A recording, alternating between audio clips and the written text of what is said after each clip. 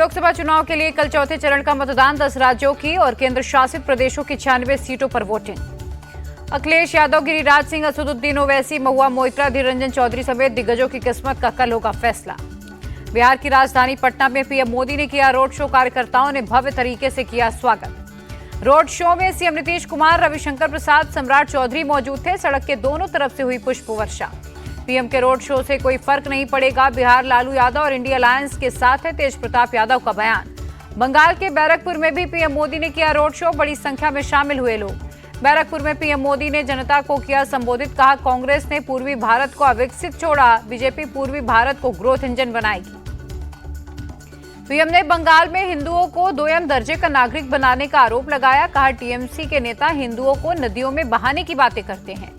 CAA को लेकर PM Modi की दो टूक, इसे कोई रद्द नहीं कर पाएगा, राजनीति के चलते सीएए का विरोध किया जा रहा। बंगाल के हुगली में भी पीएम ने की रैली, बोले 3 चरणों के चुनाव के बाद विश्वास से कह सकता हूं कि एनडीए 400 पार करेगा ही। पीएम मोदी ने दी गारंटी, का संदेश खाली में हर हथकंडा इस्तेमाल कर रही टीएमसी, लेकिन टीएमसी का कोई भी अत्याचारी बच नहीं पाएगा। हुगली में बीजेपी कार्यकर्ताओं से मिले पीएम मोदी, कई वर्कर हुए भावुक, कहा पीएम को देखकर लगा भगवान को देख लिया।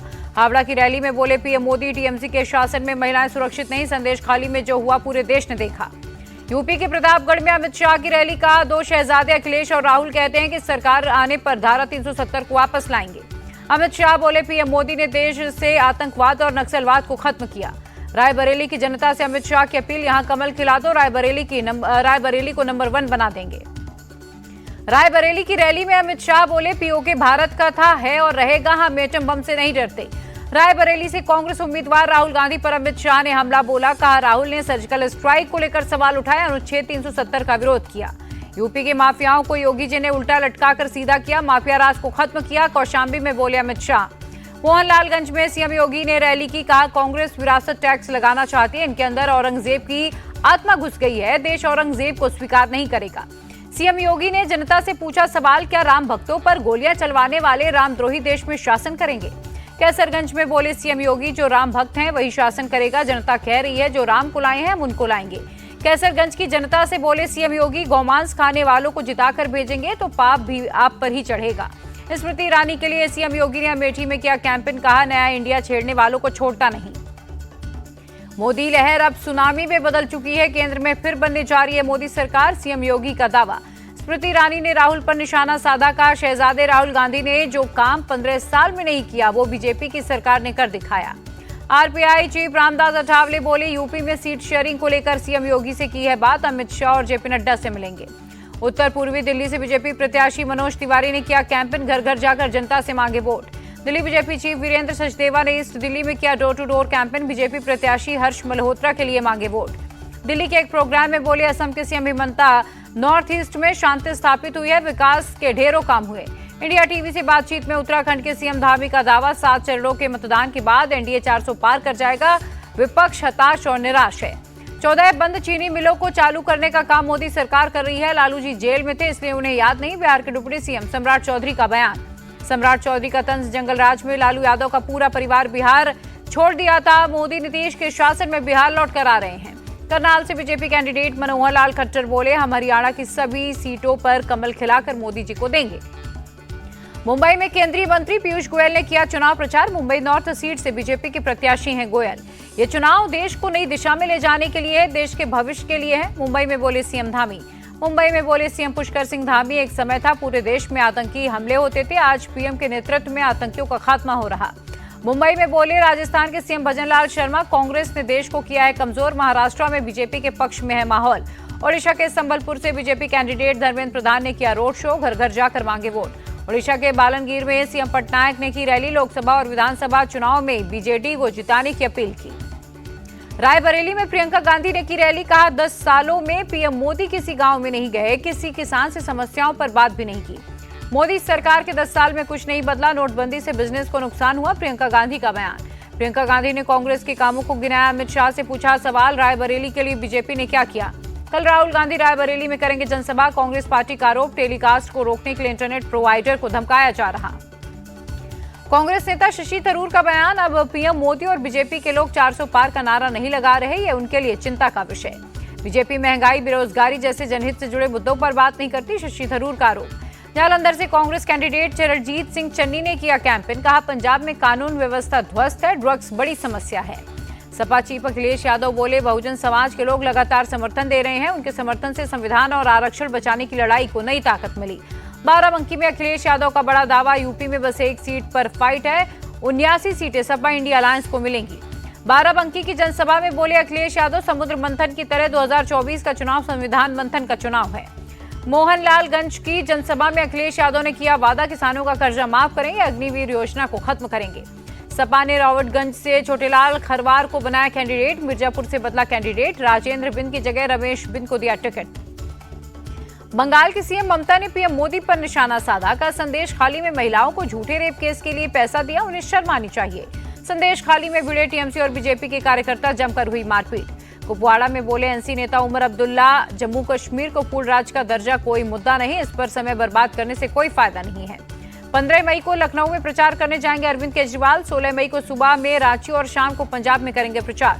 दिल्ली के उत्तम नगर इलाके में सीएम केजरीवाल ने किया रोड शो। आप प्रत्याशी महाबल मिश्रा के समर्थन में मांगा वोट। केजरीवाल ने कहा, बीजेपी कह रही है 20 दिन बाद मुझे जाना होगा जेल, आप झाड़ू का बटन दबाएंगे तो नहीं जाना होगा जेल।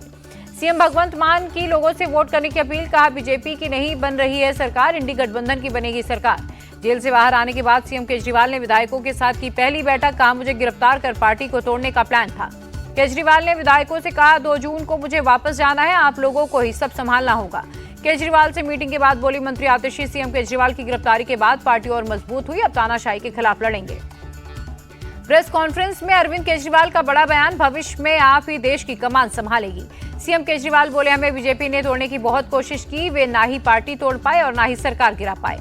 दिल्ली में आम आदमी पार्टी की छात्र युवा संघर्ष समिति से साइक्लोथॉन का किया गया आयोजन। जेल का जवाब वोट से की थीम पर साइक्लोथॉन पर बोले मंत्री गोपाल राय, देश को बचाने के लिए बीजेपी सरकार की तानाशाही को खत्म करना जरूरी।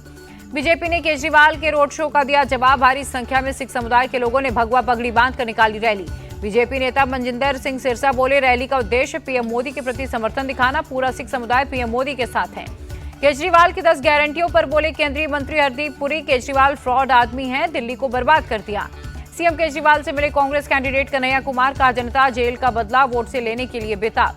केंद्रीय मंत्री गिरिराज सिंह बोले, केजरीवाल डरे हुए हैं, देश की जनता जब तक पीएम मोदी को चाहेगी तब तक वो पीएम बने रहेंगे।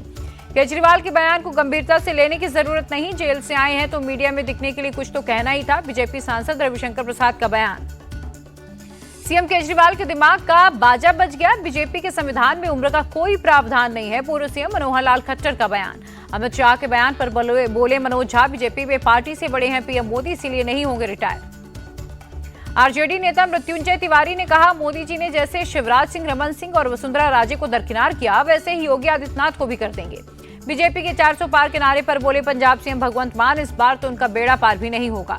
दिल्ली के मंत्री सौरभ भारद्वाज का अनुमान, सभी राज्यों में बीजेपी की सीट घटेगी, 220 सीटों पर बीजेपी सिमट जाएगी। नई दिल्ली से आप कैंडिडेट सोमनाथ भारती बोले, हिंदुस्तान में एकमात्र नेता है केजरीवाल, जो कहा वो किया। कांग्रेस नेता चरणजीत सिंह चन्नी का बड़ा आरोप, आतंकवादी गुरुपतवंत पन्नू से आम आदमी पार्टी के लिंक है, फंडिंग की जांच होनी चाहिए। पीएम मोदी के 14 मई को नॉमिनेशन फाइल करने पर बोले प्रोफेसर राम नारायण द्विवेदी, सिंह लग्न और गंगा सप्तमी के कारण मोदी जी की तीसरी बार फिर प्रधानमंत्री बनने की पूरी उम्मीद है। कल बनारस में पीएम मोदी करेंगे रोड शो, लंका गेट से काशी विश्वनाथ मंदिर तक तैयारियां जारी। हरियाणा के सीएम नायब सिंह सैनी ने निशाना साधा, कहा कांग्रेस और घमंडिया गठबंधन के लोगों ने सिर्फ झूठ और भ्रम फैलाने का काम किया है। ओडिशा में नवरंगपुर से लोकसभा से बीजेडी उम्मीदवार प्रदीप मांझी का दावा, पहले आदिवासियों का झुकाव कांग्रेस के प्रति था, बीजेडी के साथ है। ईडी ने झारखंड के मंत्री आलमगीर आलम को भेजा समन, रांची कैश कांड में पूछताछ के लिए 14 मई को बुलाया है। समन पर बोले मंत्री आलमगीर आलम, ग्रामीण विभाग का मंत्री होने के नाते पूछताछ होगी, मैं ईडी के सामने पेश होऊंगा। पूरे विधि विधान और वैदिक मंत्रोच्चारण के साथ खुले बद्रीनाथ धाम के कपाट, सेना के बैंड ने बजाए मधुर धुन। बद्रीनाथ के कपाट खोलने पर बोले शंकराचार्य, अविमुक्तेश्वरानंद सरस्वती, सनातन के सभी लोग कम से कम एक बार दर्शन जरूर करें। यमुनोत्री धाम के दर्शन के लिए पहुंचे क्षमता से ज्यादा श्रद्धालु, पुलिस ने ट्वीट करके आने वाले यात्रियों से यात्रा रोकने के लिए अपील की। अहमदाबाद में Vidya Bharati school of excellence का भूमि पूजन हुआ, सीएम भूपेंद्र पटेल भी कार्यक्रम में शामिल। दिल्ली के कई अस्पतालों समेत दिल्ली एयरपोर्ट को बम से उड़ाने की मिली धमकी, मामले की जांच जारी। दिल्ली के करोल बाग और झंडेवालान मेट्रो स्टेशन के पिलर पर पीएम मोदी के खिलाफ लिखे गए खालिस्तानी नारे, पुलिस ने जांच शुरू की। दिल्ली के चांदनी चौक के किनारी बाजार में लगी आग, किसी के हताहत होने की खबर नहीं। राजस्थान के दौसा में दिल्ली मुंबई एक्सप्रेसवे पर सड़क हादसा, एक ही परिवार के 3 लोगों की मौत हुई। जोधपुर और मुंबई पुलिस की बड़ी कार्रवाई, जोधपुर में अवैध ड्रग्स फैक्ट्री का भांडाफोड़, 100 करोड़ से ज्यादा का एमडी ड्रग्स बरामद। जम्मू कश्मीर के बांदीपोरा में आतंकवादियों का एक सहयोगी गिरफ्तार, भारी मात्रा में हथियार और गोला बारूद भी बरामद। लोकसभा चुनाव के चलते भारत बांग्लादेश सीमा पर बढ़ाई गई सुरक्षा, नदिया में बीएसएफ के जवानों ने 26 सोने के बिस्किट्स बरामद किए। उत्तराखंड में बदला मौसम का मिजाज, चमोली में बारिश के साथ ओलावृष्टि हुई। पहलवान अमन सहरावत ने भारत के लिए पेरिस 2024 ओलंपिक कोटा किया पक्का, दीपक पुनिया रेस से बाहर। चेन्नई सुपर किंग्स ने राजस्थान रॉयल्स को 5 विकेट से मात दी, कैप्टन ऋतुराज गायकवाड़ 42 रन बनाकर नाबाद रहे।